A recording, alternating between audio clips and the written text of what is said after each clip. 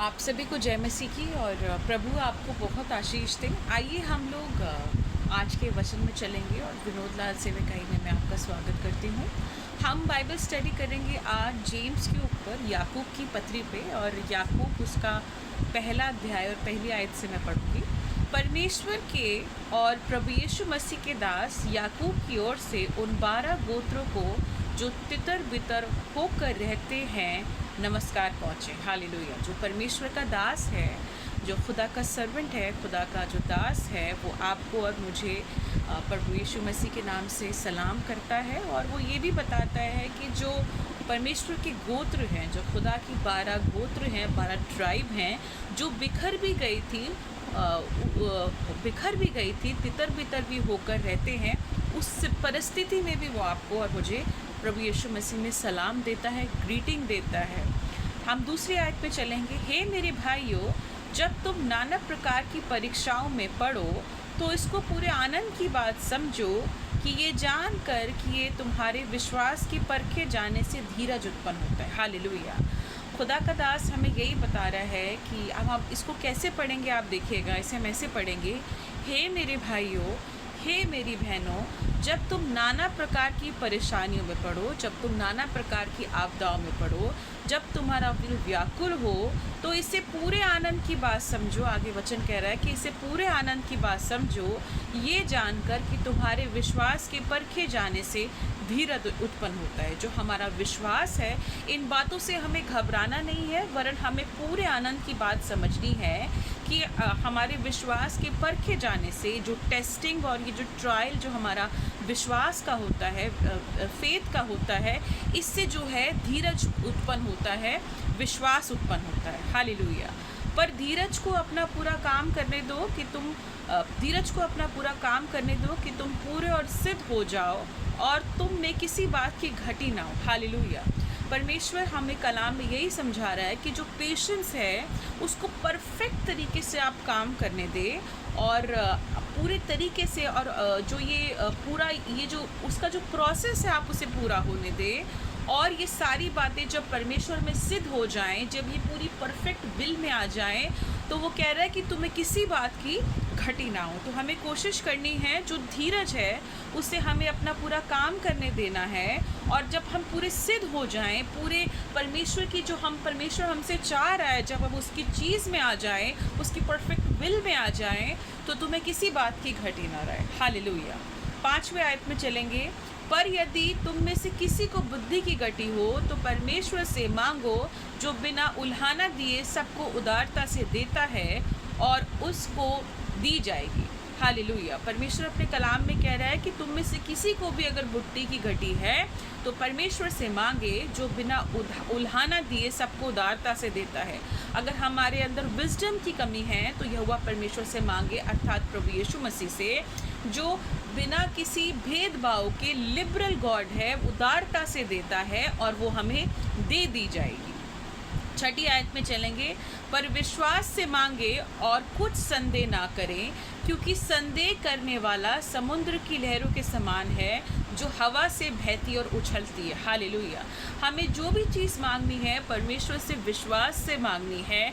हमें उस पर डाउट नहीं रखना, संदेह नहीं रखना, क्योंकि जो डाउट रखता है वह संदेह रखता है। परमेश्वर का कलाम कह रहा है कि वे समुद्र की लहरों के समान है, जो हवा से बहती और उछलती हैं। वो हमेशा अनस्टेबल होती हैं और हमेशा बहती हैं, उछलती हैं, और जहाँ हवा का लहर जाती है उसी तरीके से वो अनस्टेबल हो जाती हैं।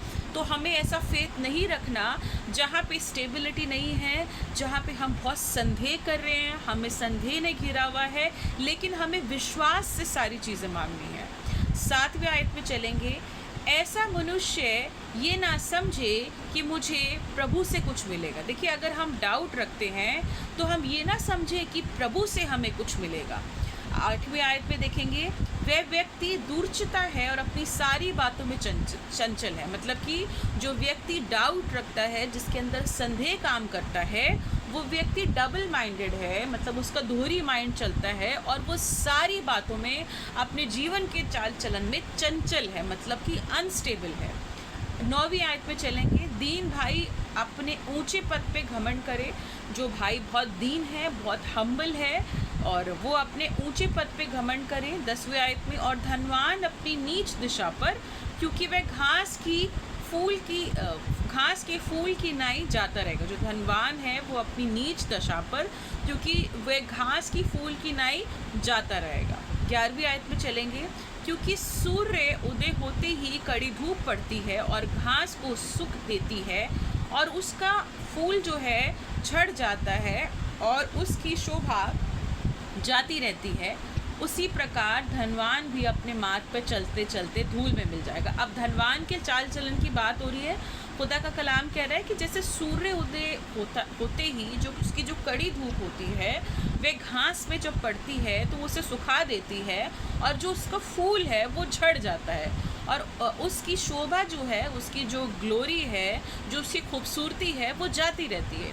उसी प्रकार धनवान भी अपने मार्ग पे चलते चलते धूल में मिट जाएगा। ये तब है जब हम परमेश्वर के कलाम पे विश्वास ना करें, जब हम धन पे विश्वास करें, तो हमारा जीवन जो है वो इसी प्रकार का हो जाएगा और वो चलते चलते धूल में मिट जाएगा। 12वीं आयत पे चलेंगे, परमेश्वर का कलाम कह रहा है कि धन्य है वह मनुष्य जो परीक्षा में स्थिर रहता है, क्योंकि वह खरा निकलकर जीवन का मुकुट पाएगा, जिसकी प्रतिज्ञा प्रभु ने अपने प्रेम करने वालों को दी है। अभी खुदावन ये अपने कलाम में कह रहा है कि धन्य है वह मैन, धन्य है वह मनुष्य, धन्य है वो व्यक्ति, धन्य है वो स्त्री, धन्य है वो परिवार जो परीक्षा में स्थिर रहता है। मतलब कि जिनके जीवन में परीक्षा आती है तो वो स्टेबल रहते हैं, क्योंकि वह खरा निकल कर जीवन का मुकुट पाएगा, क्योंकि वो उन सारी चीज़ों से निकल के परमेश्वर का मुकुट पाएगा, क्राउन ऑफ लाइफ पाएगा। हालेलुया। जो यहोवा परमेश्वर की ओर से आता है, जिसकी प्रतिज्ञा प्रभु ने अपने प्रेम करने वालों को दी है, जिसका जो प्रॉमिस है, जिसकी जो वाचा है, प्रभु ने अपने प्रेम करने वालों से दी है। 13वीं आयत पे चलेंगे, जब किसी को परीक्षा हो तो वह ये ना कहे कि मेरी परीक्षा परमेश्वर की ओर से होती है, क्योंकि ना तो बुरी बातों से परमेश्वर की परीक्षा हो सकती है और ना वह किसी को परीक्षा आप करता है। अभी हम परीक्षा की बात कर रहे हैं। आए दिन हम ये बोलते रहते हैं, हाय प्रभु मेरी परीक्षा हुई, अब मैं क्या करूं। तो खुदा का कलाम कह रहा है कि जब किसी की परीक्षा हो तो वह ये ना कहे कि मेरी परीक्षा परमेश्वर की ओर से होती है। मतलब कि हमें ये नहीं कह रहा हाय प्रभु तूने मेरी परीक्षा करी, लेकिन खुदा का कलाम कह रहा है क्योंकि ना तो बुरी बात से उसकी परीक्षा होती है, परमेश्वर की ओर से परीक्षा हो सकती है, मतलब कि बुराई के आत्मा से परमेश्वर की परीक्षा नहीं हो सकती, और ना वह किसी को परीक्षा आप करता है, मतलब कि ना वह किसी की परीक्षा आप करता है। 14वीं आयत में चलेंगे, परंतु प्रत्येक व्यक्ति अपनी ही अभिलाषा से खींचकर फंसकर परीक्षा में पड़ता है। अभी ये परीक्षा के लिए परमेश्वर ने आंसर दिया है कि कैसे हम परीक्षा में पढ़ते हैं। तो खुदा का कलाम कह रहा है क्योंकि प्रत्येक मछली, एवरी मैन एंड वुमन, ठीक है, अपनी ही अभिलाषा में खींच के, मतलब कि lust of the world, lust of the eyes, lust of the flesh, ये अभिलाषा जो है, ये लस्ट है, इसमें खींच कर खुद ही परीक्षा में फंस जाता है, मतलब कि ट्रैप हो जाता है, ये पूरा ट्रैप हो जाता है उसमें। 15वीं आयत पे चलेंगे, फिर अभिलाषा गर्भवती होकर पाप को जनती है और पाप बढ़ जाता है तो वह मृत्यु को उत्पन्न करता है। अभी पाप के लिए खुदावत दंड बता रहा, जो मृत्यु है उसने बताया कि अभिलाषाएं जो हैं जिन पे हम कंट्रोल नहीं कर पाते, ये गर्भवती हो जाती है, लस्ट जो है वो गर्भवती हो जाता है और पाप का उसका पूरा पाप में ढल जाता है। और ये जो पाप है जब ये बढ़ जाता है, जब ये जो अभिलाषा है, ये जो पाप है जब ये बढ़ जाता है तो पाप का जो दंड है तो वो मृत्यु को उत्पन्न करता है। 16वीं आयत में देखेंगे, हे मेरे प्रियो धोखा ना खाओ। खुदा का कलाम हमें कहता है कि हमें धोखा नहीं खाना, क्योंकि हर एक अच्छा वरदान, हर एक उत्तम दान प्रभु ही से है और ज्योतियों के पिता ही की ओर से मिलता है, जिसमें ना कोई परिवर्तन हो सकता है और ना अदल बदल के कारण उस पर छाया पड़ती है। परमेश्वर का कलाम कह रहा है क्योंकि हर एक अच्छा दान, हर एक परफेक्ट गिफ्ट जो है वो स्वर्ग से आता है, परमेश्वर की ओर से आता है, अर्थात प्रभु यीशु मसीह की ओर से, और जो ज्योतियों का पिता है उससे मिलता है। ज्योतियों का पिता यहोवा परमेश्वर अर्थात प्रभु यीशु मसीह, उससे मिलता है, जिनमें ना कोई परिवर्तन हो सकता है। जो परमेश्वर से गिफ्ट आता है, जब स्वर्ग से कोई गिफ्ट आता है तो उसमें कोई परिवर्तन नहीं हो सकता, उसमें कोई अदल बदल नहीं हो सकती, और ना अदल बदल के कारण उस पर कोई छाया पड़ती है, मतलब कि उस पर कोई भी अदल बदल नहीं हो सकती और उस पर कभी भी कोई गंदा प्रछावा नहीं पड़ता। परमेश्वर के कलाम के लिए हम धन्यवाद करते हैं। आप इसी तरीके से विनोद लाल सेवकाई को सपोर्ट करते रहिए, शेयर करते रहिए, लाइक करते रहिए, हमारे लिए प्रार्थना करते रहिए। आप सभी को जय मसीह।